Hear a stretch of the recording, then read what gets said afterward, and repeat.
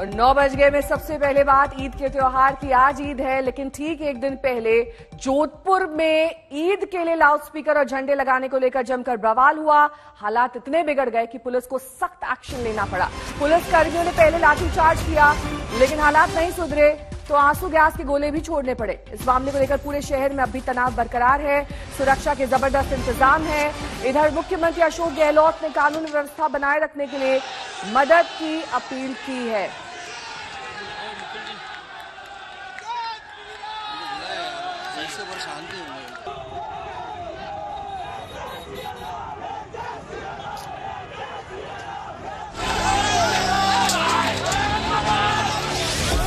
पत्थरबाजी हो रही है,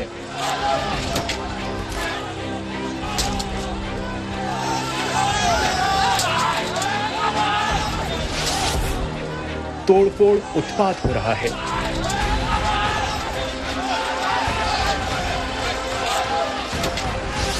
भीड़ बेकाबू है।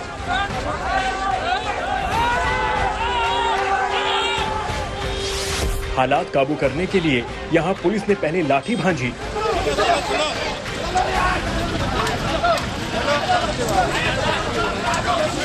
भीड़ को खदेड़कर माहौल शांत करने की कोशिश की।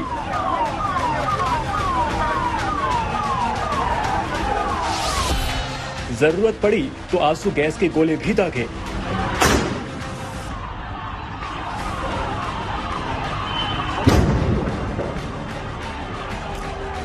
ये जोधपुर शहर का जालोरी गेट चौराहा है। देर रात चौराहे पर कानून व्यवस्था का मजाक बन गया। दो समुदाय के लोग एक दूसरे के खिलाफ सड़कों पर उतरे तो बवाल बढ़ गया।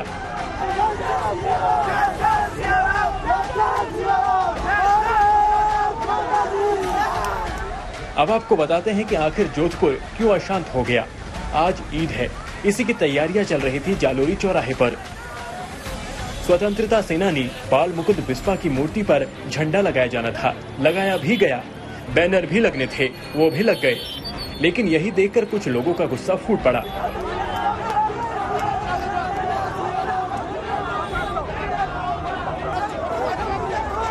झंडा और बैनर लगाए जाने के खिलाफ बड़ी संख्या में लोग चौराहे पर एकत्रित हो गए। जमकर नारेबाजी शुरू हो गई। चंद मिनट के अंदर भीड़ ने झंडा बैनर हटा दिया। इसी बात पर जबरदस्त बवाल बढ़ा। दोनों पक्षों के लोग आमने सामने आ गए। टकराव बढ़ गया। पुलिस मौके पर मौजूद जरूर थी, लेकिन हालात बिगड़ते गए।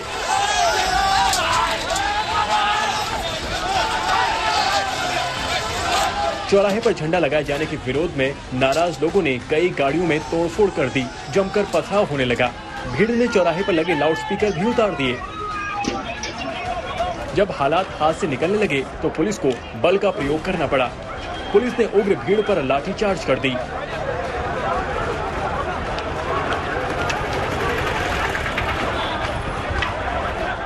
इससे स्थिति नहीं तो आंसू गैस के गोले भी दागे।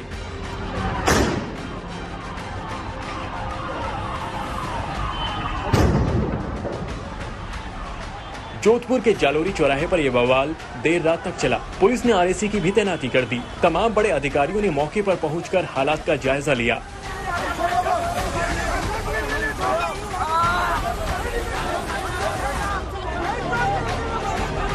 ईद को देखते हुए किसी भी बवाल को रोकते हुए प्रशासन ने इंटरनेट सेवा बंद करने का भी फरमान जारी कर दिया। देर रात 1 बजे से पूरे शहर में इंटरनेट सेवाएं अनिश्चित काल के लिए बंद कर दी गई हैं। अशोक शर्मा, जोधपुर, आज तक। तो चलिए अब आपको दिखा देते हैं कि दरअसल ये बवाल क्यों मचा जोधपुर में। ईद से पहले तैयारियों को लेकर ये बवाल कल देर रात शुरू हुआ, जब झंडा और पोस्टर लगाने पर रात को गुटों में झड़प हुई। भीड़ ने झंडा, लाउडस्पीकर, बैनर सब कुछ उतार दिया। उसके बाद प्रशासन हरकत में आया। दो समुदायों में झड़प के बाद वहां पर तनाव और ज्यादा बढ़ गया और हालात संभालने के लिए पुलिस ने बल प्रयोग किया। लाठी डंडों के अलावा वहां पर आंसू गैस के गोले भी छोड़े गए और इसके बाद अब इंटरनेट को अनिश्चितकालीन के लिए बंद कर दिया गया है। वहां पर इस वक्त जबरदस्त तनाव है। रात 1 बजे इंटरनेट सेवा बंद कर दी गई है। शरद कुमार मेरे सहयोगी इस वक्त तमाम जानकारी के साथ जुड़ गए हैं। शरद, इस वक्त क्या हालात हैं जोधपुर में? जिस इलाके में तनाव था, जहां पर बवाल हुआ, वहां पर किस तरह की तैयारियां हैं? क्योंकि अब ये बात और आगे ना बढ़े, दोबारा ये हालात ना पैदा हो, इसके मद्देनजर प्रशासन के क्या कदम? देखिए, फिलहाल तो बड़ी चुनौती थी कि जो ईद की नमाज है वो खत्म हो जाए। 8:30 बजे का वक्त था, वो शांतिपूर्वक निपट गया है। मगर अब चूंकि हालात सामान्य हो गए हैं और ईद की नमाज खत्म हो गई है, तो उसके बाद से जो हिंदू संगठन है, ब्राह्मण संगठन है, उनमें एक रोष व्याप्त है। प्रशासन कोशिश कर रहा है कि उन्हें समझाइश किया जाए कि इस तरह से झगड़ा नहीं करें। कुछ लोगों को कहीं इकट्ठा होने की सूचना मिली थी, उसके बाद पुलिस जाकर उन्हें डिस्पर्स कर दिया है। पुलिस ने धारा 144 लगा रखी है, वहां पर किसी को जाने नहीं दिया जा रहा है जालोरी गेट के आसपास। लेकिन भगवा झंडा और हरे झंडे को लेकर जो तनाव हुआ है, उसे लेकर शहर में माहौल तनावपूर्ण है। फिलहाल शांति है, फिलहाल दोनों तरफ से कोई हंगामे की सूचना नहीं है।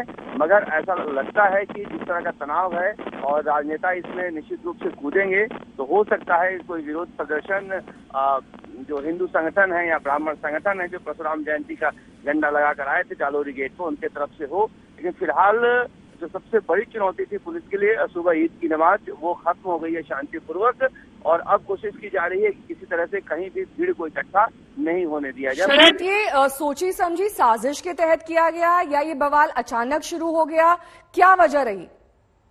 देखिए, समझना होगा नेहा कि ये जालोरी गेट है। जालोरी गेट पर मुस्लिम आबादी रहती है। अब कल परसों 2 दिन से परशुराम जयंती मनाई जा रही थी।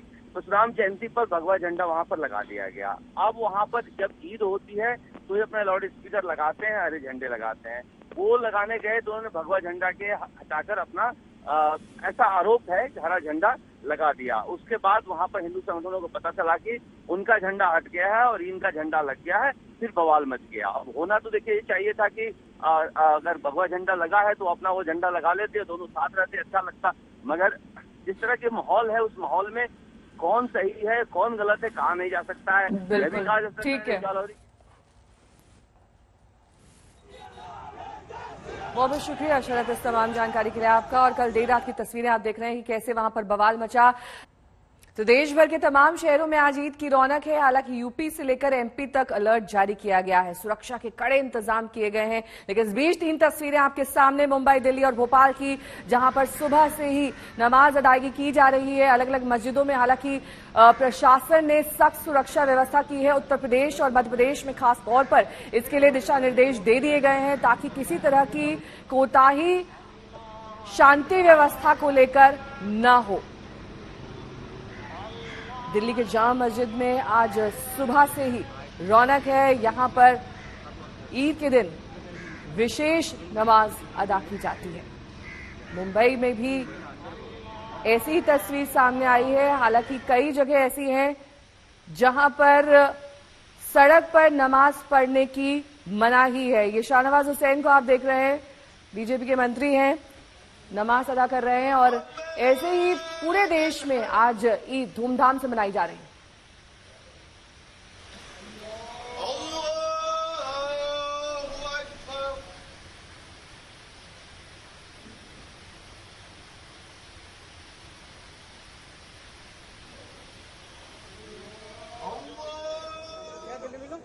कुछ तस्वीरें ईद की रौनक की, जहां बच्चे गले मिल रहे हैं, एक दूसरे को ईद की मुबारकबाद दे रहे हैं। इसके बाद सेवइयों का दौर चलेगा और आज पूरे दिन भर इसी तरह की तस्वीरें देश के अलग अलग शहरों से आती रहेंगी।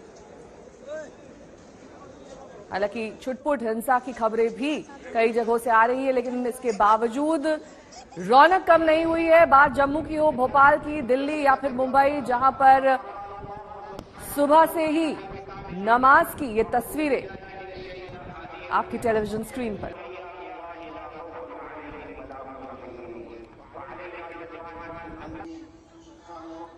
संजय शर्मा मेरे सहयोगी इस वक्त तमाम जानकारी के साथ सीधे जामा मस्जिद से जुड़ गए हैं। संजय, जामा मस्जिद में सुबह से ही ईद की रौनक दिखाई दे रही हो, इस वक्त क्या कुछ देख पा रहे हैं आप? जी हाँ, सुबह 6 बजे ईद की नमाज अदा हो चुकी है और इसके बाद बाजार की रौनक दिखाना चाहेंगे हम, जहां ये पूरा मटिया महल जाने वाला ये रास्ता है और जो पूरा खचाखच भरा हुआ है, लोगों की आमद और रफ्त है, क्योंकि यहाँ खाने पीने की दुकानें हैं और कोई फल खरीद रहा है, कोई मिठाइयाँ खरीद रहा है, इधर शाही टुकड़ा करीम, और इधर ये पूरे खाने पीने की दुकानें, जिसमें शीरी महल यहाँ की बहुत मशहूर दुकान है, वो सारी ये मिठाइयों की दुकानों पर आज भीड़ भाड़ ज्यादा है। कचौड़ियाँ और पूरियां और इस तरह की चीजें बहुत मिल रही। हमारे साथ मौलाना हसन अली साहब हैं जो गुजरात से यहाँ पर पहुंचे हैं। तो आप बताएं, आप तो महुआ के हैं जहाँ के मुरारी बापू हैं। जी जी, देखिए हम यहाँ दिल्ली आए, हमें बड़ी खुशी हुई कि सिक्योरिटी के इतने पुख्ता इंतजाम है कि जिसकी कोई हद व इंतहा नहीं। चारों तरफ नमाजें, मतलब हाजी नमाजें हो रही, अजान की आवाज़ आ रही, ये तिलावत की मतलब आजान आ रही, पुलिस और सब बहुत अच्छे इंतजाम है। 2 साल बाद ये ऐसा मौका मिला है तो हमें तो वो डबल खुशी हुई है। एक तो रमजान महीने की खुशी है और दूसरी जो ये कोरोना से मुक्ति मिली उसकी भी खुशी है। ऐसा महसूस होता है कि ये रमजान महीना 1 महीने का नहीं था, बल्कि 2 साल का ये पूरा वो रमजान महीना था कि जिससे हम ये गुजर के आए हुए हैं। ठीक है संजय, बहुत बहुत शुक्रिया इस तमाम जानकारी के लिए आपका। ईद की रौनक आपने हमारे दर्शकों तक पहुंचाई। जामा मस्जिद का वो इलाका जहां पर खास तौर पर दूर दराज से भी लोग पहुंचते हैं यहां पर ईद मनाने के लिए। यहां पर सेवैयां हो या फिर खाने का दूसरा जायका, जामा मस्जिद इसके लिए जाना जाता है। और कई ऐसी जगह जहां पर नमाज अदा की गई जिसमें गुलाम नबी आजाद की तस्वीर आप इस वक्त देख सकते हैं। इससे पहले हमने आपको शाहनवाज हुसैन की तस्वीर दिखाई थी। तो ईद की रौनक आज दिन भर दिखाई देगी, चाहे वो देश का कोई भी कोना, कोई भी हिस्सा हो। मुंबई, भोपाल, करौली, नोएडा, श्रीनगर, जम्मू, जयपुर, कोलकाता, तिरुवनंतपुरम और दिल्ली, ये सभी जगह ये 10 तस्वीरें दरअसल बयां कर रही हैं कि आज सुबह से ही कैसे लोग पूरे जोशो खरोश के साथ ये त्योहार मना रहे हैं।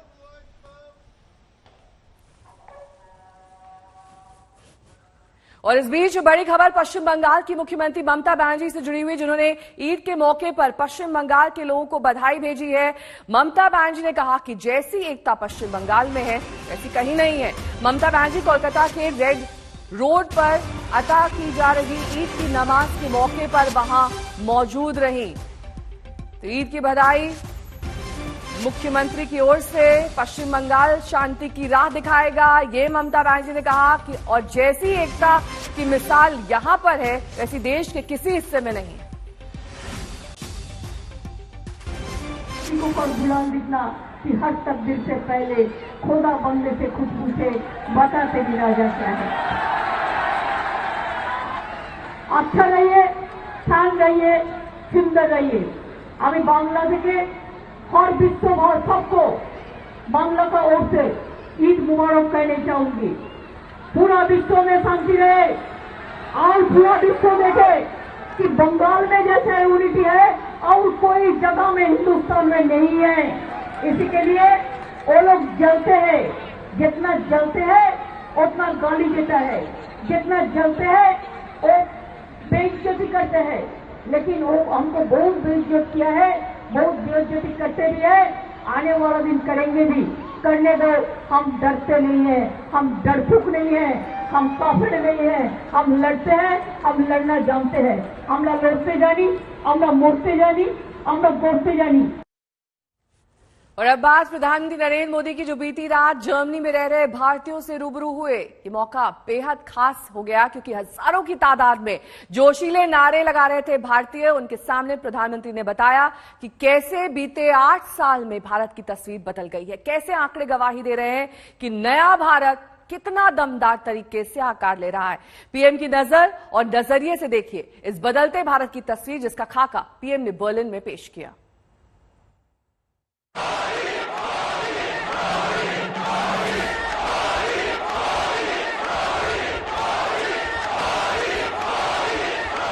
ये नए भारत की धमक है।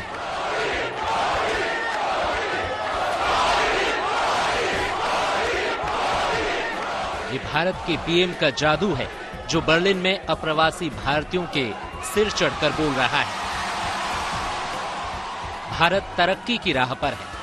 दुनिया को राह दिखाने वाले भारत में हालात तेजी से बदल रहे हैं। और बर्लिन में पीएम मोदी जब अपने देश के लोगों से रूबरू हुए तो उनके भाषण में नए भारत की ये सुनहरी तस्वीर बार बार दिखी।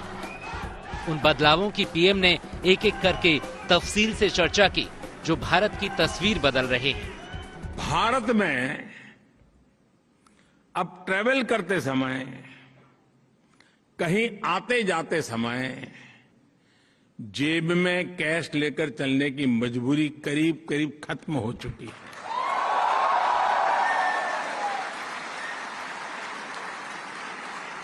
दूर सुदूर के गांव तक भी अपना मोबाइल फोन पर ही हर तरह के पेमेंट आपके लिए काफी है दोस्तों। पीएम ने जोर देकर कहा कि भारत अब दुनिया में एक बड़ी ताकत है, ऐसी ताकत जिसकी तरफ दुनिया हर उस वक्त देखती है जब कोई संकट आता है। पीएम ने कोरोना से लेकर हाल की रूस यूक्रेन जंग की वजह से गेहूं के संकट का जिक्र किया और बताया कि कैसे इस मुश्किल घड़ी में भारत दुनिया का मददगार बनकर उभरा। आज विश्व में गेहूं की कमी का सामना दुनिया कर रही है। फूड सिक्योरिटी के लेकर के दुनिया में बड़े बड़े देश चिंतित है। उस समय हिंदुस्तान का किसान दुनिया का पेट भरने के लिए आगे आ रहा है।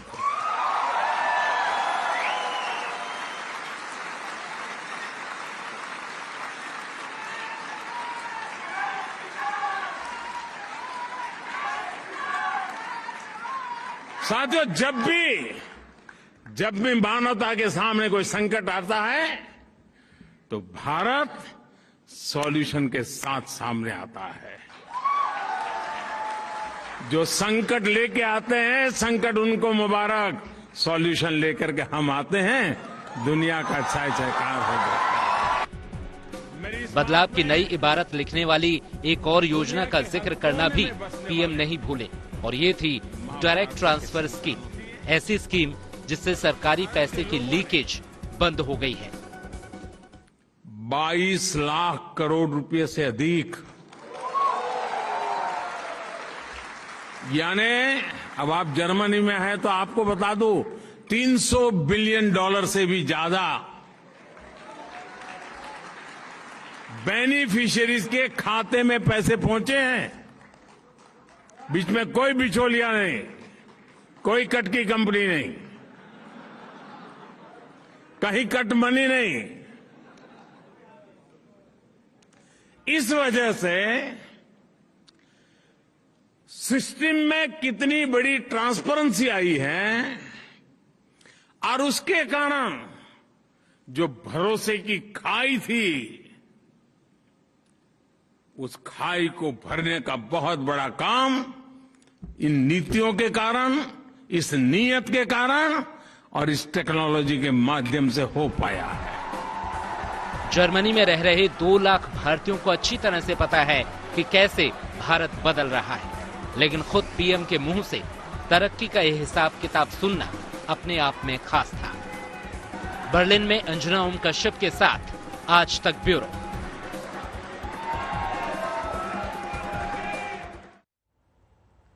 तो जमीन जर्मनी की थी, लेकिन यहां से पीएम मोदी के भाषण में भारत में बदलती सियासत की तस्वीर दिखाई दी।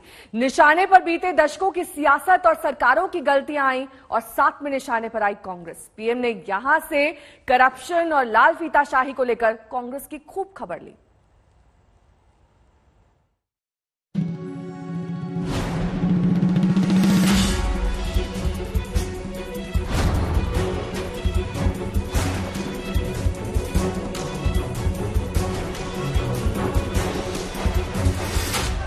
पीएम मोदी भारत में रहें या विदेशी धरती पर अपने लोगों से रूबरू होते रहे।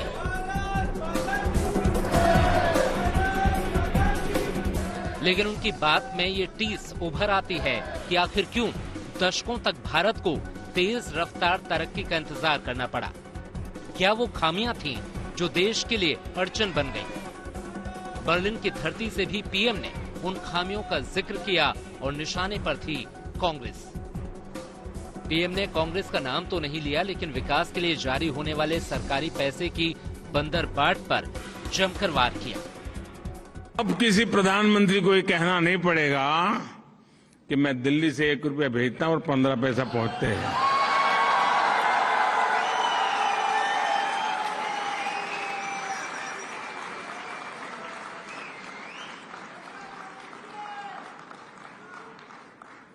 वो कौन सा पंजा था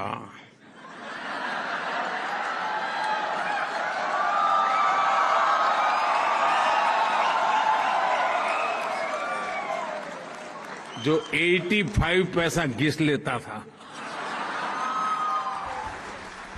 बर्लिन में पीएम के भाषण के दौरान उन जरूरी बदलावों का जिक्र भी आया जो भारत की तरक्की की नई इबारत लिख सकते थे, लेकिन इन बदलावों को लाने में सालों की देरी हुई।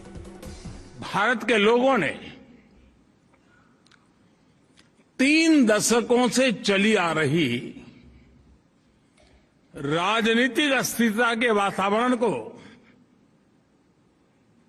एक बटन दबा करके खत्म कर दिया।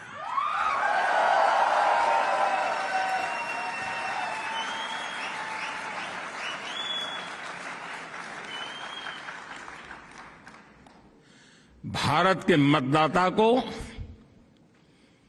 पिछले 7-8 साल में उसके वोट की ताकत क्या होती है और वो एक वोट हिंदुस्तान को कैसे बदल सकता है, उसका एहसास होने लगा है। पीएम ने जर्मनी में जोर देकर कहा कि अब अगर भारत तरक्की कर पा रहा है तो इसकी एक वजह है सियासी स्थिरता है, जिसकी अहमियत को भारत के लोगों ने समझ लिया है कि साल 2019 में उसने देश की सरकार को पहले से भी ज्यादा मजबूत बना दिया।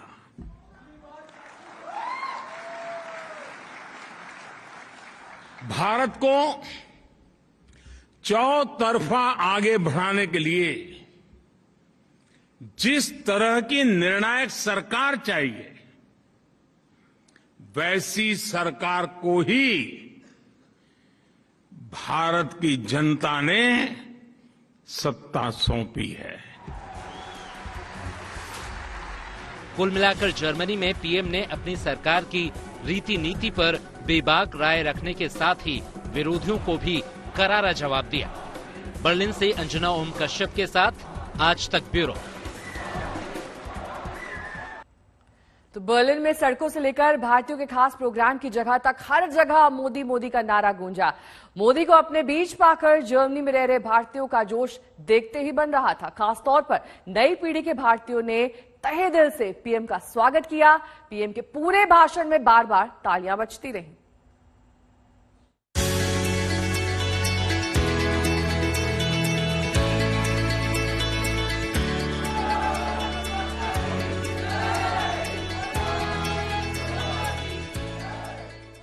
ये प्यार है उन लोगों का जो दुनिया के किसी भी कोने में अपने प्रधानमंत्री को अपने बीच पाते हैं तो जोश से भर जाते हैं।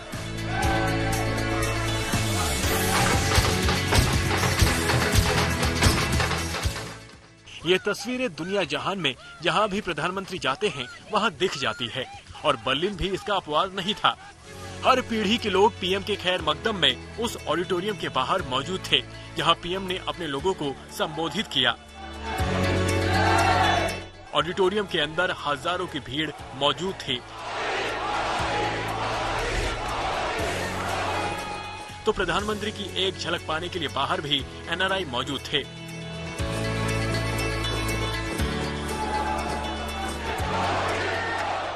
रह रहकर हॉल तालियों से गूंज उठता और बार बार मोदी मोदी के नारे जोश को दोगुना कर जाते।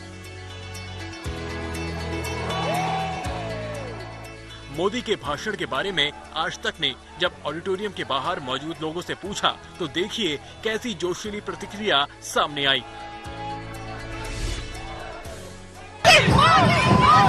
It's for our festival, the great festival. Modi, Modi, Modi, Modi, Modi, Modi, Modi, Modi, Modi, Modi, Modi, Modi, Modi, Modi. Kashmiri Pandit and we are so proud that he did it for us. सबने लाल रह गया क्या मिल नहीं पाए। कुछ और लोग यहाँ पर मौजूद हैं, उनको लेकर आते हैं। आपको जरा गरबा जो यहाँ पर हो रहा था उसका जोश दिखाते हैं। ये देखिए, आप लोगों ने भी एक बार फिर आमने सामने। जी हाँ, ये दूसरी मुलाकात थी और कहा ना उनको मिलके एनर्जी डबल हो जाती है, दुगनी हो जाती है और वैसा ही था। उनको मिलके ऐसा लगा कि क्या बस उत्साह टू मच था हमारे लिए। बहुत अच्छा लग रहा है, उनके 2 मिनट बहुत इम्पोर्टेंट थे हमारे लिए। Thank you very much. Modi की हर बात से लोग इत्तेफाक नजर रखते दिखे। हर तर्क के लोग मुरीद थे। मोदी ने लोगों को उम्मीदों से भर दिया। लोगों के बीच गए, उनसे बात की और उनका हौसला बढ़ाया। के लिए कोई कोरियोग्राफी नहीं लगती, सिर्फ मोदी जी एंड म्यूजिक लगता है। मोदी मोदी मोदी मोदी मोदी मोदी मोदी प्रैक्टिस किया या ऐसे जोश में बस सब हो रहा है? जोश में सब हो रहा है और 2 दिन की प्रैक्टिस और मोदी जी का जोश। आप बताइए। बहुत ही अच्छा लग रहा है। तो ये गरबा के रंग आप देख रहे हैं जो कि अभी रुकने का नाम नहीं ले रहे। हिंद की धरती से लेकर विदेशी सरजमी तक यदि मोदी का जादू है जिससे दुनिया के किसी भी नेता को रश्क हो सकता है, लेकिन यही प्यार मोदी की ताकत है जो उनके जुनून को और बढ़ाता है।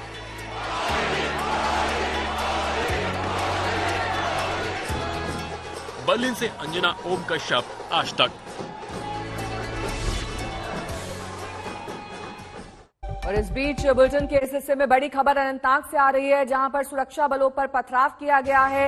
ईद की नमाज के बाद वहां पर गड़बड़ी पैदा करने की कोशिश की गई। अनंतनाग में ईद की नमाज के बाद पत्थरबाजी हुई, सुरक्षा बलों पर यह पत्थरबाजी की गई, इस तरह की खबरें आ रही हैं। नमाज के बाद सुरक्षा बलों के ऊपर पत्थर बरसाए गए। तस्वीरों में साफ हो रहा है कि कैसे ये लोग यहां पर पहुंचकर सुरक्षा बलों पर पत्थरबाजी करते हुए दिखाई दिए। नमाज के बाद इस तरीके से वहां पर शांति व्यवस्था बिगाड़ने की कोशिश की गई इन पत्थरबाजों द्वारा। ये अनंतनाग की तस्वीर है जहां पर ईद की नमाज के बाद इस तरह की तस्वीर सामने आई जिसमें हुड़दंगियों ने पत्थरबाजी की है। दूर खड़ी आपको पुलिस वैन दिखाई दे रही होगी। सुरक्षा बलों पर इसी तरीके से काफी देर तक ये पत्थरबाजी चलती रही।